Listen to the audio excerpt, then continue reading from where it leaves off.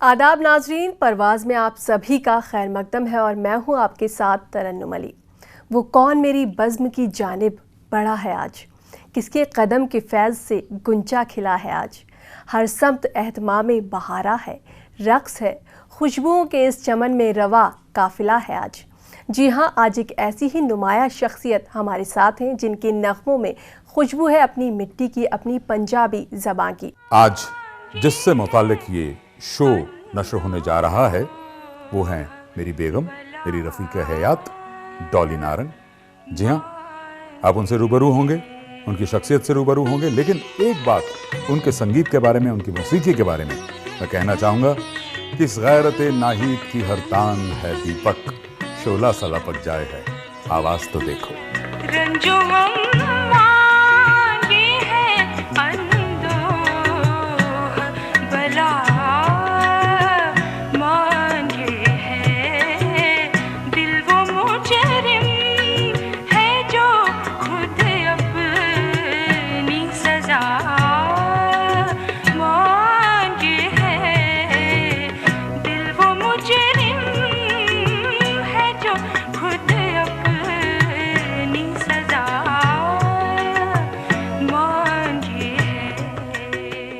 आपका इस्तकबाल है हमारे शो में। Thank you. डॉली जी, जैसे आप बहुत बड़ी गायिका हैं, बहुत सारे लोग आपको जानते हैं इंडिया में, इंडिया के बाहर भी आपको इनविटेशंस आते हैं गाने के लिए, रेडियो में, टेलीविज़न पर। तो अभी तो एक बड़ा नाम है, लेकिन आपकी शुरुआत कहाँ से होती है? ये जो आपके अंदर कीड़ा है गायकी का, क्या ये बचपन से है या फिर आप किसी से इंस्पायर हुई, फैमिली में कोई गाता था? ऑफ कोर्स, जैसे आपने बोला, ये मुझे बचपन में विरासत से, खुदा से मिला है। एक खुदा की नेमत है और जिसको मैं बहुत खुशकिस्मत समझती हूँ कि मुझे खुदा ने इस बख्शिश से नवाजा है। जैसे मेरी मम्मी कहते हैं कि मैं बचपन में बोलना बाद में सीखा था और मैंने गुनगुनाना पहले शुरू कर दिया था, तो मुझे संगीत बहुत ज़्यादा अट्रैक्ट करता था। और ये शौक़ मुझे जो मिला है, मुझे मेरी मम्मी से मिला है, क्योंकि मम्मी को ये बहुत शौक़ था, लेकिन वो ये शौक़ पूरा नहीं कर पाई, तो वो इस शौक़ को समझ पाई। तो आपके ज़रिए उन्होंने जो है अपना ख्वाब जो है वो पूरा करना चाहती थी, तो वो आपका सपोर्ट करती थी? जी, पक्का वो सपोर्ट करती थी, क्योंकि मेरे पूरे ख़ानदान में आई थिंक मैं ही फर्स्ट पर्सन हूँ अपनी फैमिली में जिसको म्यूज़िक का बहुत शौक़ था। और मम्मी ने मुझे इनकरेज किया और जैसे जैसे मैं बड़ी हुई, कॉलेज में समझे कि अब इसको आगे कैसे बढ़ाया जाए, तो इसको मैंने एज ए सब्जेक्ट कॉलेज में लिया। और फिर उसके बाद आप म्यूज़िक की दुनिया में आ जाते हैं, आपको सब रास्ते आ जाते हैं। जैसे आप कह रही हैं कि मम्मी तो आपको सपोर्ट करती थी क्योंकि कहीं ना कहीं वो खुद भी सिंगर बनना चाहती थी। लेकिन आपके जो बाकी फैमिली मेम्बर्स थे, क्या वो भी उतना ही सपोर्ट करते थे? मेरे फादर को इसमें बिल्कुल शौक़ नहीं था। वो चाहते थे कि आपका सिर्फ करियर एजुकेशनल क्वालिफिकेशन में ही बने, आप कुछ उसमें बड़े बने। तो म्यूज़िक का उन्होंने मुझे सपोर्ट नहीं किया शुरू में बिल्कुल। लेकिन मम्मी क्योंकि मेरे साथ थी, हर जगह मेरे साथ साथ चलती थी, तो फिर मैंने उसको एज ए सब्जेक्ट लिया और फिर मैंने सीखना शुरू किया, गुरुओं से तालीम लेनी शुरू की। और इसी दौरान फिर मैंने जालंधर रेडियो में ऑडिशन दिया, क्योंकि मैं चंडीगढ़ को बिलोंग करती हूँ, तो चंडीगढ़ में अपना रेडियो स्टेशन नहीं था, सिर्फ रिले स्टेशन था, तो उसके लिए मुझे जालंधर जाना पड़ता था और मेरी मम्मी मेरे साथ जाती थी बाकायदा। तो मैंने स्टार्ट किया युववाणी से, फिर धीरे धीरे मैंने ऑडिशन दिया, आई गॉट अप्रूव्ड उसमें। फिर उसमें मैंने गाना शुरू किया और मैंने सबसे पहले गाना शुरू किया एक तो पंजाबी गीत, क्योंकि जालंधर में थे, और गुरबानी।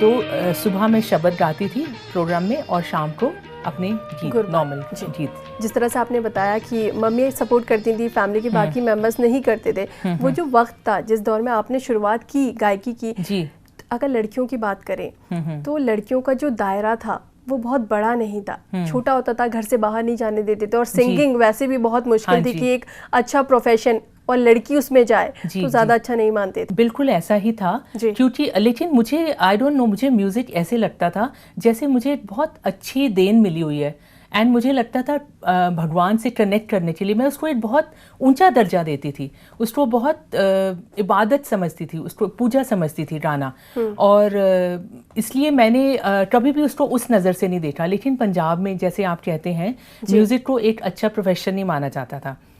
वो सीधे तौर पे मैं आपको एक बड़े क्रूड वर्ड में कहती हूँ, वो कहते थे कि तुमने संगीत सीख के मिरासी बनना है क्या, क्योंकि उसको एक वो रिस्पेक्ट, हाँ, दर्जा हासिल नहीं था। लेकिन मैं इस सोच को बदलना चाहती थी, तोड़ना चाहती थी, तो मैंने कहा कि इसको आप बहुत अच्छे से, अच्छी इमेज से प्रोजेक्ट कर सकते हैं। आप उसको एक बहुत अच्छे तरीके से, प्योर पावन तरीके से अगर आप उसको पेश करें तो इसका आपका नज़रिया लोगों का देखने का बदल जाएगा।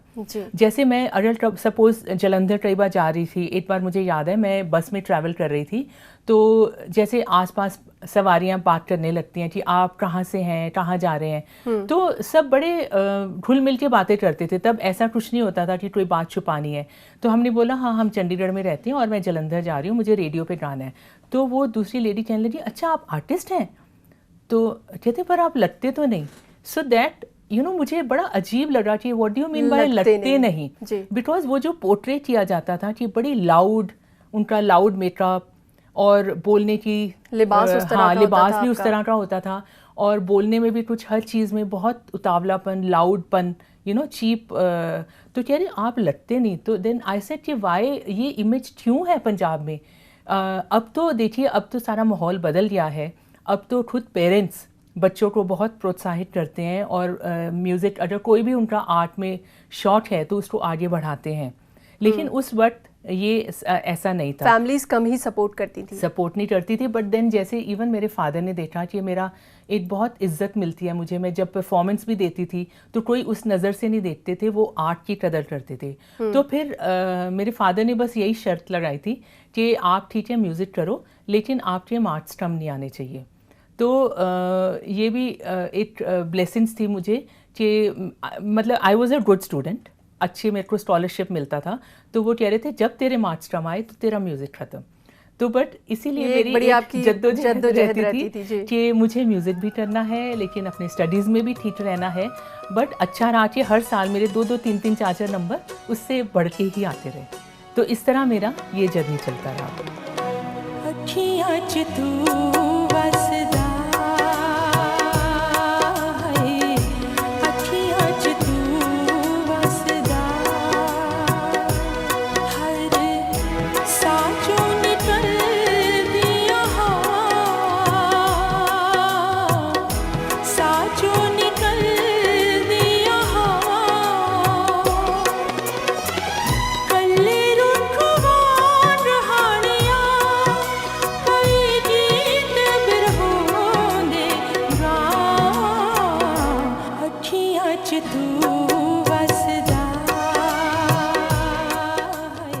इसके बाद आपने कॉलेज में परस्यू किया, पढ़ाई के साथ साथ आप म्यूजिक भी सीखती रही, साथ में आपकी मदर रहती थी, आप जहाँ जाती थी। हाँ, तो बड़े सारे कॉम्पिटिशन्स, कॉलेज के इंटर कॉलेज कॉम्पिटिशन्स में जाना शुरू कर दिया, इंटर स्टेट कॉम्पिटिशन्स उसमें भी जाना शुरू किया। तो कहीं कविता गायन होता था, फिर मुझे अवार्ड्स पे अवार्ड्स मिलने शुरू हुए। तो अंदर से डैडी को अच्छा तो लगता था कि चलो एक इज्जत से आप कर रहे हैं, आप अपना शौक पूरा कर रहे हैं। तो वहाँ जो भी इवन थिएटर से मैं इन्वॉल्व हुई, वहाँ पे एक मैं आपको बताऊंगी बड़ा इंटरेस्टिंग किस्सा अगेन, कि वहाँ पे एक पंजाब स्टेट कल्चरल टूरिज्म ने एक अपना डिपार्टमेंट खोला जिसमें वो कल्चर को प्रमोट करना चाहते थे। तो उसके लिए उन्होंने ऑडिशंस रखी जिसमें उनकी minimum age was 18 years and उसको क्वालिफाई करने के लिए ग्रेजुएट तो ऑफकोर्स आपको होना ज़रूरी ही था, और उसके अलावा आपको थिएटर का 1 ईयर का डिप्लोमा या कुछ होना ये सब जानना भी साथ में ज़रूरी था। तो मैं बड़े अपने कॉन्फिडेंस से चली गई वहाँ पे, and I was 17 only, I was in first year college. तो वहाँ पे जो डायरेक्टर थे मिस्टर डावरा, तो ही सेज कि how old are you? I said I am 17। आप क्या कर रहे हो? मैंने कहा मैं अभी कॉलेज में फर्स्ट ईयर। कहते हैं आपको पता है ना, आपने पढ़ा है कि आप तो इसमें क्वालिफाई नहीं करते। आई सेड पर मैं इसमें करना चाहती हूँ कुछ आगे। तो उन्होंने बोला कि अच्छा आप ये ज्वाइन कैसे करेंगे, this is a 9 to 5 job. I said मैं 9 to 2 कॉलेज ज्वाइन करूँगी, 2 to 5 में वहाँ आ जाऊँगी। उन्होंने मेरी इस कॉन्फिडेंस से देखी, उन्होंने बोला अच्छा तुमको तुम किसी तरह भी कैसे तुम इतने कॉन्फिडेंस से बोल रहे हो। But he was so impressed कि उन्होंने बोला ठीक है आप, मेरे छुट्टियों में मैं करूँगी, अपनी मैंने सारी शर्तें लगा दी। But he was very nice. उन्होंने बोला ठीक है आप 3 महीने ज्वाइन करिए। और फिर उस टाइम मैंने थिएटर भी करा।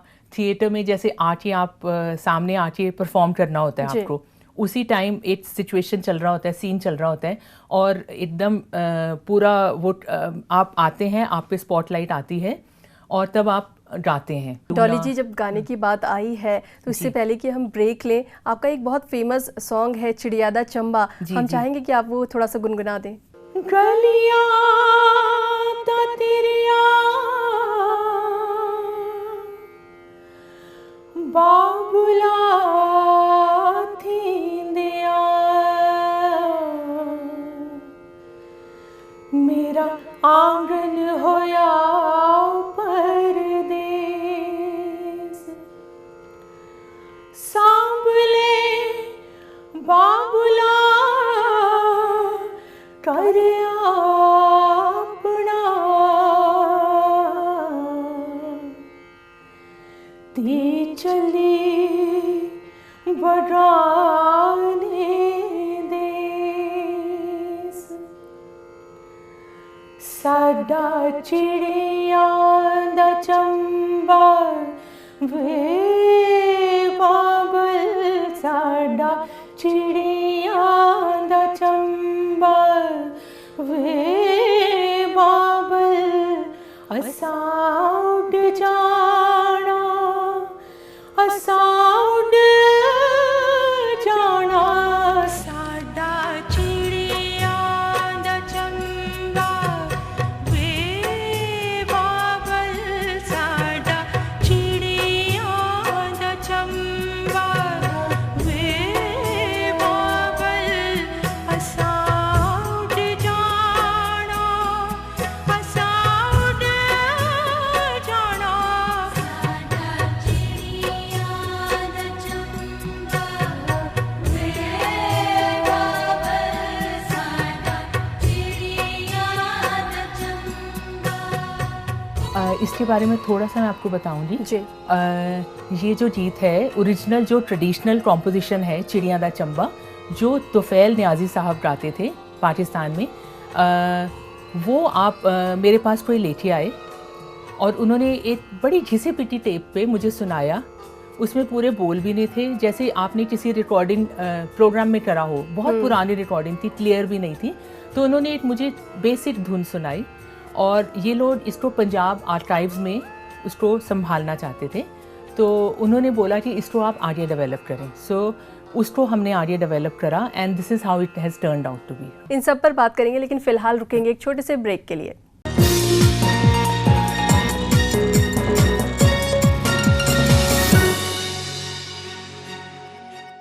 ब्रेक के बाद एक बार फिर से आप सभी का खैर मकदम है। डॉली जी, उसके आगे मुंबई भी गई, आपने जयदेव जी से म्यूज़िक कुछ सीखा। हाँ जी, हाँ जी। फिर ऐसा हुआ कि जब मैं कॉलेज में ऑफ कोर्स बहुत सारे कॉम्पिटिशन्स में जाते रहे, इधर उधर जाते रहे। उसके बाद मैंने अपना मास्टर्स शुरू किया, again masters I did in English. तो जब मैं वो कर रही थी तब एक all India light vocal music competition होना था दिल्ली में, जिसके लिए पहले वो डिफरेंट स्टेट से सिलेक्ट, वहाँ ऑडिशंस होते थे जैसे आप देखते हैं आजकल शोज़ में, वहाँ सिलेक्ट करते हैं, वहाँ से जो फर्स्ट लेते हैं, फर्स्ट आता है या सेकंड आता है, जो फाइनली सिलेक्ट हाँ जी, finally then they come finally to Delhi और फिर वहाँ पे all India vocal light competition होता है। तो उसी दौरान मेरे साथ मतलब दो बहुत मेरे अहम किरदार मेरी ज़िंदगी से जुड़ गए। उसमें एक थे जयदेव जी, जो नोटेड म्यूज़िक डायरेक्टर रह चुकी हैं फिल्म इंडस्ट्री के, वो, और दूसरे my husband Shami Naran ji. So Shami Naran was compering the show जब मैं इस शो के लिए आई और जयदेव जी जज थे वहाँ पे। सो एज अ एक म्यूचुअल, जैसे आप एज एन आर्टिस्ट आप किसी को अप्रिशिएट करती हैं, कोई चीज़ अच्छी लगती है, तो मुझे याद है मैंने उनको इतना ज़रूर बोला था शमी जी को कि आपकी आवाज़ बहुत अच्छी है और आप बहुत अच्छे से कंपेयर करते हैं। उनको आपकी आवाज़ पसंद आई और आपको उनकी आवाज़ पसंद आई। जी, उन्होंने वही बात मुझे की कि आपने भी बहुत अच्छा गाया। सो और जयदेव जी वॉज द जज, तो मेरे को वहाँ पे सेकंड प्राइज़ मिला। तब मुझे जयदेव जी ने स्पेशली बुलाया था कि बेटा तुम्हारी रेंज बहुत अच्छी है और जब कभी आप बॉम्बे आओ तो मुझसे मिलिए। सो आई सेड ठीक है। उसके बाद हम वापस चले गए चंडीगढ़, फिर फाइनल ईयर किया। उसके बाद फिर मैं उसी कंपटीशन में आई। इस बार रवि जी थे म्यूज़िक डायरेक्टर, उनको भी मेरा गाना बहुत पसंद आया। Again I got second prize and इस बार मैं फिर शमी जी को मिली और इस दौरान हमारी कोई मुलाकात कुछ नहीं हुआ, बिकॉज मैं अपने उसमें बिजी थी, अपने करियर में बिजी थी।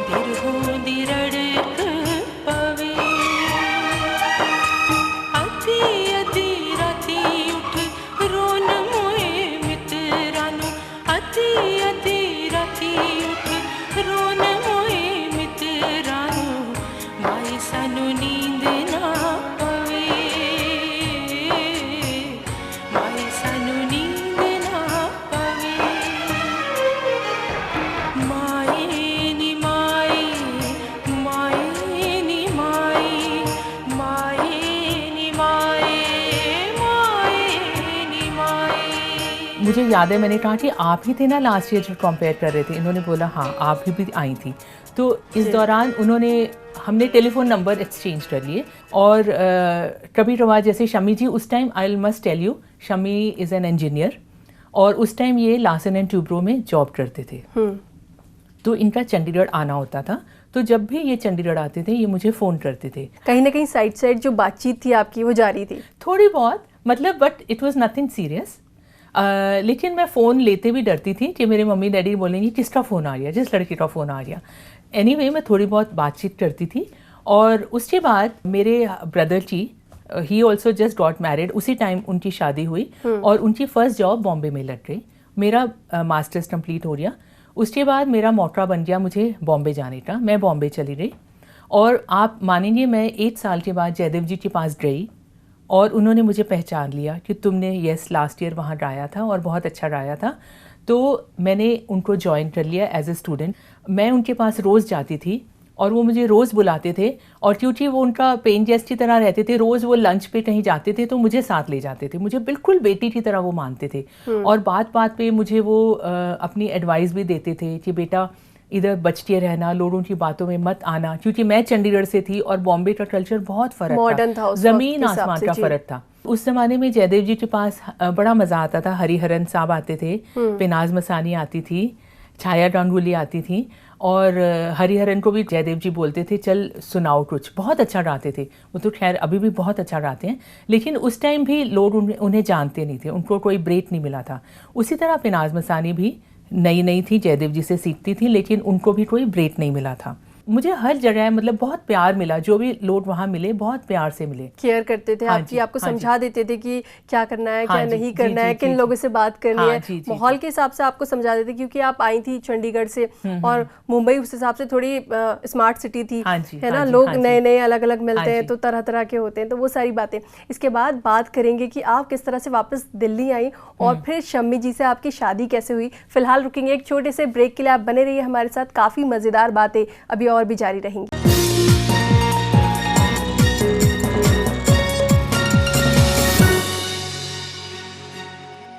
ब्रेक के बाद एक बार फिर से आप सभी का खैर मकदम है। आप मुंबई में थी, मुंबई को लोग एज अ प्लेटफॉर्म यूज़ करते हैं, अब वहीं से इस्टेब्लिश करते हैं अपने आप को, चाहे एक्टिंग हो या फिर सिंगिंग हो। जब मैं बॉम्बे में ही थी तो जयदेव जी मुझे उन्होंने जगह जगह भेजा, मैं वहाँ बॉम्बे दूरदर्शन में गई, मुझे उन्होंने चूज़ कर लिया। पहले तो वो थोड़ा सा संकोच कर रहे थे कि पता नहीं चंडीगढ़ से आई हैं कैसी आर्टिस्ट होंगी।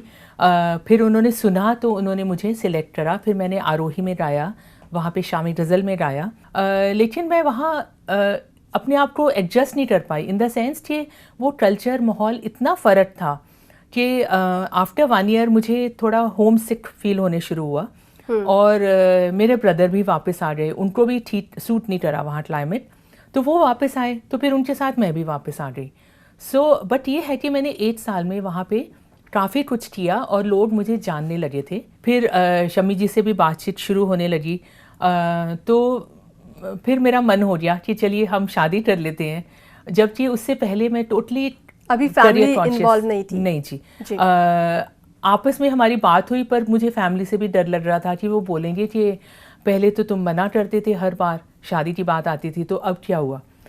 थोड़ा सा मुझे ऑफकोर्स फैमिली ऑपोजिशन अगेन मिला, क्योंकि उनको था कि अपनी पसंद का आप लड़का ढूंढ रहे हैं, और ऊपर से शमी जी को भी, क्योंकि मेरी तरह वो भी पैशनेट थे, उन्होंने भी नौकरी छोड़ दी जी, और उन्होंने बोला नौकरी छोड़ दी थी और शादी की बात चल रही थी। हाँ जी, तो इस वजह से मेरे पेरेंट्स और नाराज़ हो गए कि ना तो नौकरी है, हाँ दोनों क्या खाओगे पियोगे, क्या कहाँ रहोगे आप करोगे। तो नेचुरली ये ऑपोजिशन था उनकी तरफ से, और मैं सोचती हूँ कि आज अगर मेरी बेटी हो तो शायद मैं भी यही सोचूंगी, पर उनका बड़ा दिल था, बहुत बड़ा दिल है। फिर मैंने बोला कि हमने तो करनी ही है शादी, कोई बात नहीं, हम अपना गुजारा कर लेंगे। तो उन्होंने बोला ठीक है, ये आपकी जिम्मेदारी है। उन्होंने शादी करी, लेकिन आपकी जिम्मेदारी है, अब आप खुद देखना, आपका जो आपको खुद संभालना है। और खुदा ने साथ दिया, हमने बहुत मेहनत करी, दिन रात लगे शमी जी और मैंने, क्योंकि हमारा हम अपने काम की तरफ बहुत सिंसियर थे। डॉली, इसी पे एक बहुत बढ़िया एक ट्रैक आया हमारे पास म्यूजिक का, इधर आओ हम उसको ट्राई करते हैं। छुपा लो यूं दिल में प्यार मेरा, के जैसे मंदिर में ला दिए की। छुपा लो यूं दिल में प्यार मेरा, के जैसे मंदिर में ला दिए कि। तुम अपने चरणों में रख लो मुझको, तुम्हारे चरणों का फूल हूँ मैं सर झुकाए खड़ी हूँ प्रीतम, मैं सर झुकाए खड़ी हूँ प्रीतम, के जैसे मंदिर में ला दिए की। छुपा लो यूं दिल में प्यार मेरा, के जैसे मंदिर में ला दिए की। शमी नारंग जी बहुत फेमस हैं, डीडी के पुराने एंकर रह चुके हैं, हर जगह उनकी आवाज़ सुनाई देती है, जो उन्हें जानते हैं वो उनकी आवाज़ से उन्हें पहचान लेते हैं। और लड़कियां उन्हें ख़त लिखा करती थी, ढेरों ख़त लिखती थी, और एक फ़ैन उनकी बहुत ज़्यादा उनको ख़त लिखती थी। ये किस्सा क्या था? शमी जी की आवाज़ बहुत ही जानदार है और बहुत अच्छी है।